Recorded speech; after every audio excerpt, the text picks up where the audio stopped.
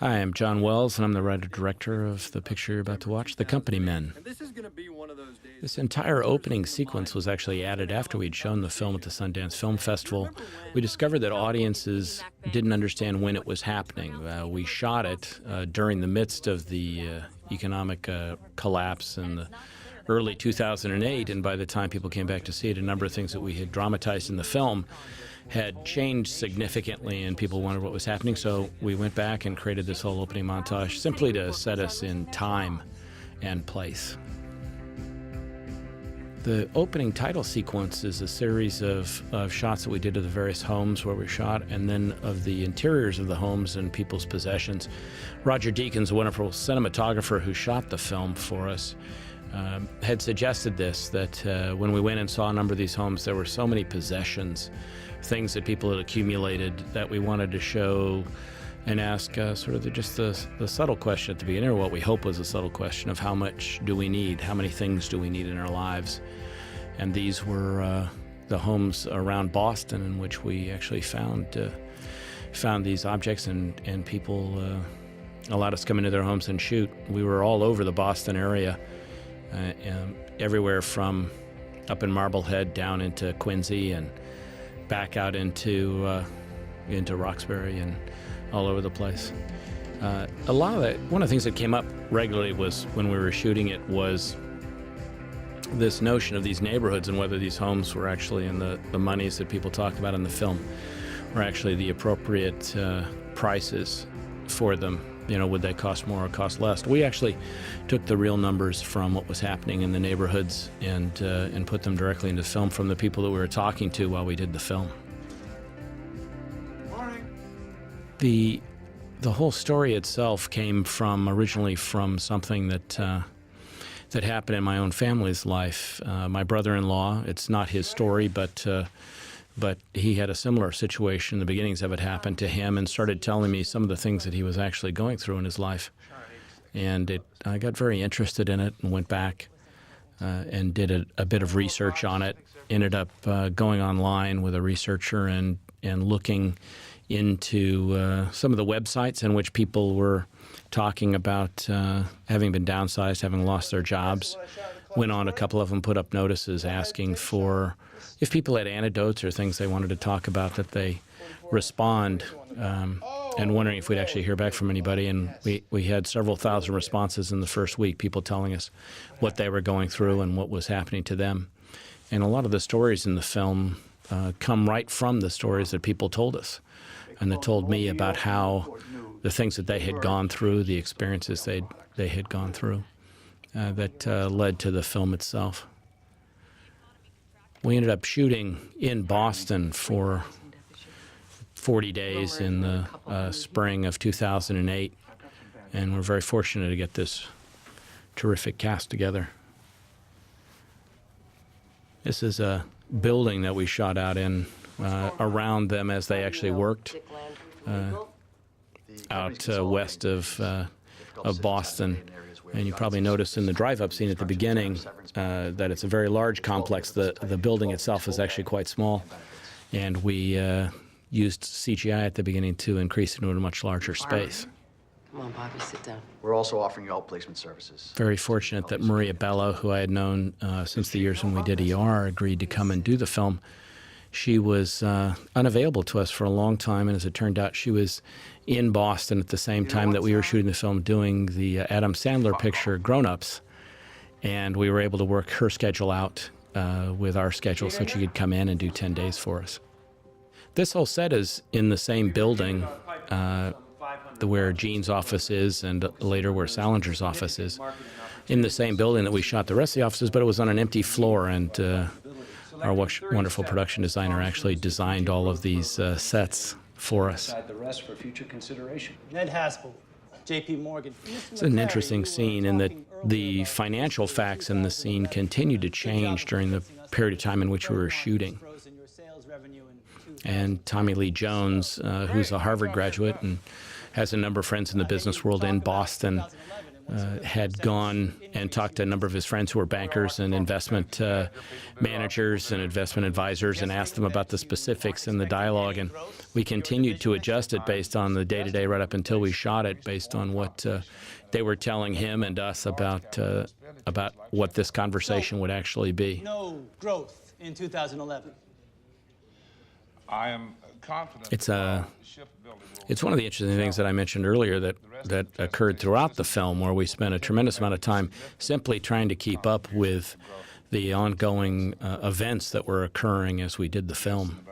We constantly were changing to adjust because things were moving so quickly during the TARP crisis and the banking crisis, and liquidity crisis, that we were trying to stay as current as we could, and then we'd actually have to shoot the scene, and that's what ended up being in it.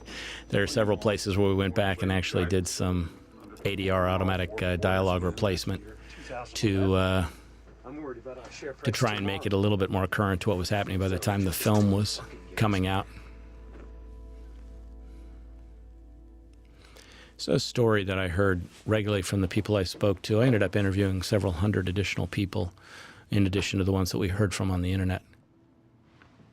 Oh, shit. About what the experience was. And oftentimes they would go and be told that they were being let go and come back to find boxes in their offices that were ready for them to go. In some cases they came back and found that there was someone standing outside of their office with their boxes already packed, who would then escort them down onto the elevators. Very fortunate to have Chris Cooper join us on the picture. Wonderful actor, one of my favorite actors, and he lives close by Boston. Was able to actually drive up and participate in the film from his own home. The lobby of the building that you see now is actually in downtown Boston. Is separated from the upper areas of the building and the exterior that we shot.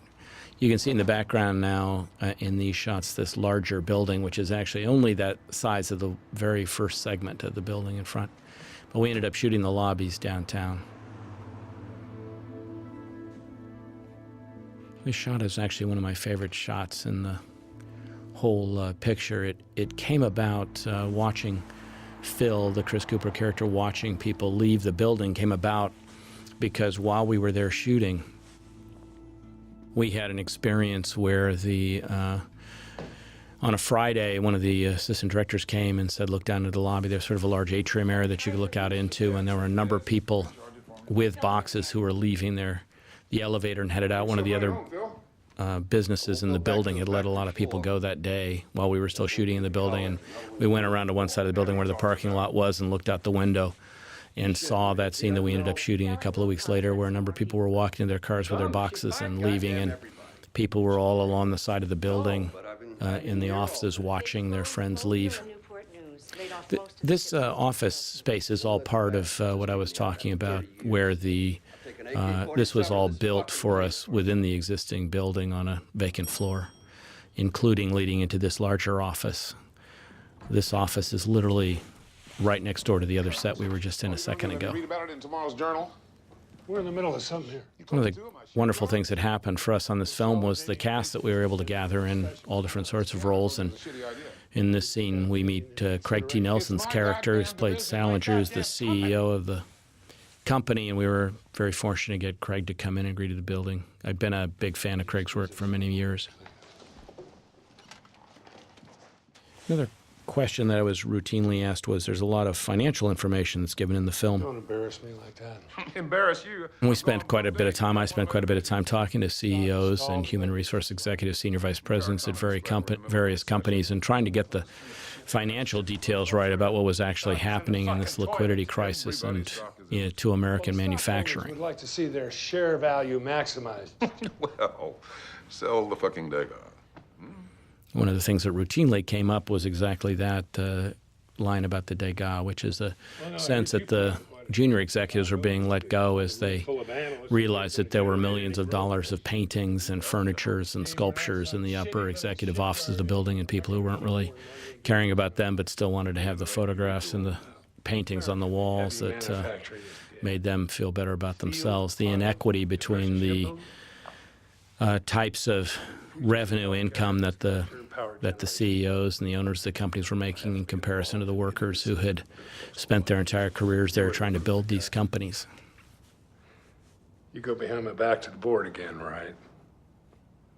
You can see in this scene and in many others in the film the kind of the extraordinary work that Roger Deakins does as a cinematographer at taking these settings and giving this remarkably beautiful, naturalistic look that feels unforced.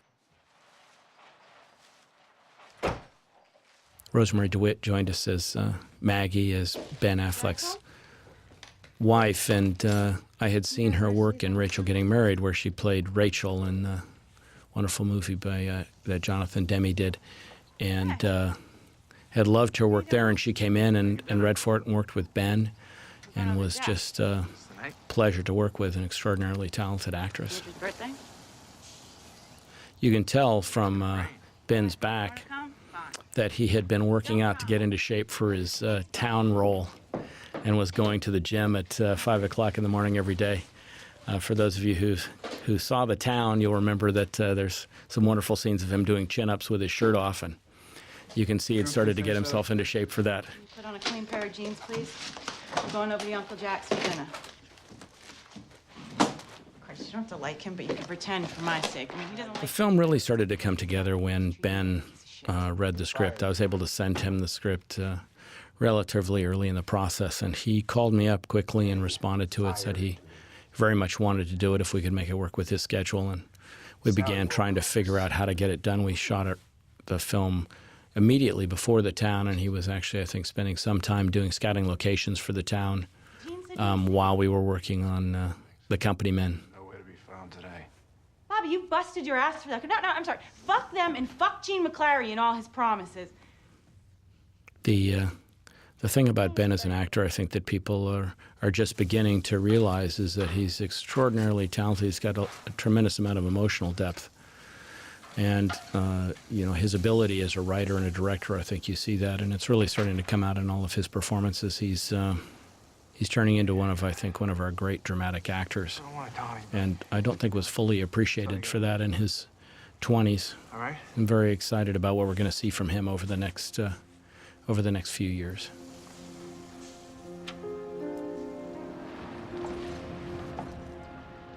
We're trying to get the contrast between all these various different homes in the places in town where people lived and what kind of pressures they were under to continue to support the lifestyles that they'd built for themselves. Many of these lifestyles very precarious, which again was one of the common themes that I heard from people over and over again when we were out looking at homes and talking to people about their experiences going through financial difficulties.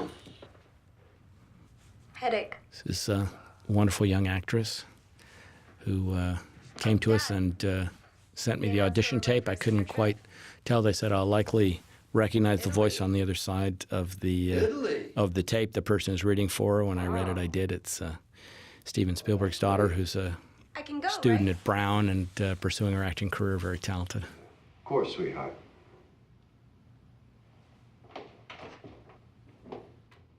For those of you who are fans of Chris Cooper, I was one of you before we started this film and actually came away from it being fairly certain he is, if not the greatest American actor we have now, certainly one of the top 4 or 5. He's an extraordinary pleasure to work with, but also very interested in the text and the emotional honesty of every scene that he's doing and approaches it, and you work with him that way.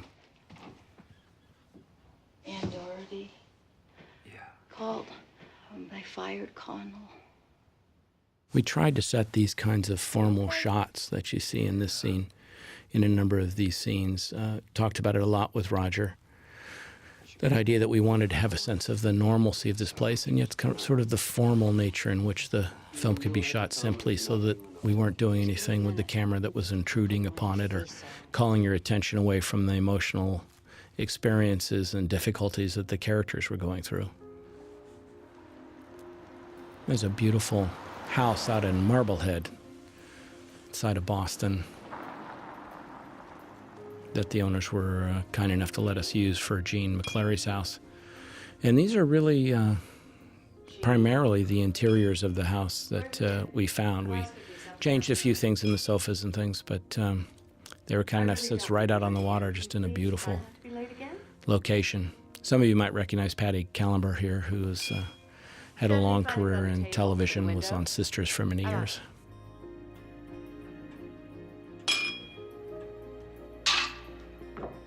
The event in this scene is realizing the difficulty between Gene and his wife, but also seeing the price on that table. The table was actually more expensive than that when we got it from the antique shop, and nobody would believe how expensive it was, so we reduced the price by about $10,000 because everybody on the set was so offended by the fact that that table would actually cost that much money. This is a house down in Quincy near the shipyards where we shot. And we're trying to make the point of families that are living within their means and families that are living outside of them but don't yet know that they're outside of their means. This was on a schedule like this, on a smaller film. We had 40 days to shoot the film and actors coming in and out based on their availability. And so this was one of our toughest days. We were shooting in the pouring rain all day long. Very, very fortunate to have Kevin Costner agree and come and do the show and do the film for us. But he was in and out. He only had a couple of days, so we had to shoot no matter what. And what you don't realize is when we're on Kevin's side of this scene, where actually the camera's out on that porch with a huge tent over it with pouring rain pounding on top of it. Kevin was a real trooper. Hey, Bobby. And we're really fortunate to have him join us. He read the script and called me up and said, I'd like to play that part. And I said, well, you know, I actually wrote it for you, and I didn't think you'd really ever do it, so I didn't send it to you. And he said, if you can make it work for me, I'll come in. He's a complete pleasure, and was really we were very fortunate to get him to come and do the film. So this day was about waiting to be able to do this shot on his back and outdoors when it stopped raining enough. I think it was actually draining down through the yard while we were shooting this. Who better to introduce this year's Man of the Year award than the man who's known him? This is the Harvard Club in downtown Boston. Vice President of GTS Global Transportation Systems. And I was very interested in this idea of two people who feel like they've started a company together who had been close personal friends. One of them ends up becoming more powerful for whatever reasons within the company, and now the power struggle between the direction in which the company should go. Should they be more responsible to the needs and responsibilities that the Gene McClary, the Tommy Lee Jones character, represents for their workers and their workers' lives and security? Is that their primary responsibility, or is their primary responsibility, as Salinger's character believes, their primary responsibility is more to the stockholders and to the investment that people have made in the company? And is there some place in the middle where you can handle both? I think most companies in the United States today don't handle that middle ground very well, particularly during this last recession. Some have, but most have not done enough to try and take care of their workers, the people who have actually made the company through all of their hours and years of work. And I was interested in this idea here in the shot where Tommy Lee Jones's character has to step back from a man who was his best friend, who he's trusted before and he's not certain he can trust anymore. I went and visited several of the outplacement centers in and around Los Angeles when I was researching the film, and this is a representation of one. Some people ask me where some of the things in this film came from. How did I make them up? And the truth is that I didn't make them up. This is very, very close to what they look like when I went to it. The people who lose their jobs oftentimes feel as if they've been in a car accident, and they come in the next day looking to see what will happen next and find themselves sort of sleepwalking through it. The outplacement people that I spoke to said that they need to assault people almost immediately upon arrival in the centers and kind of slap them around, get them to realize that they have to immediately get over the stage of sort of grief of losing their job. And this is the speech that I actually heard a woman give, including all the way down to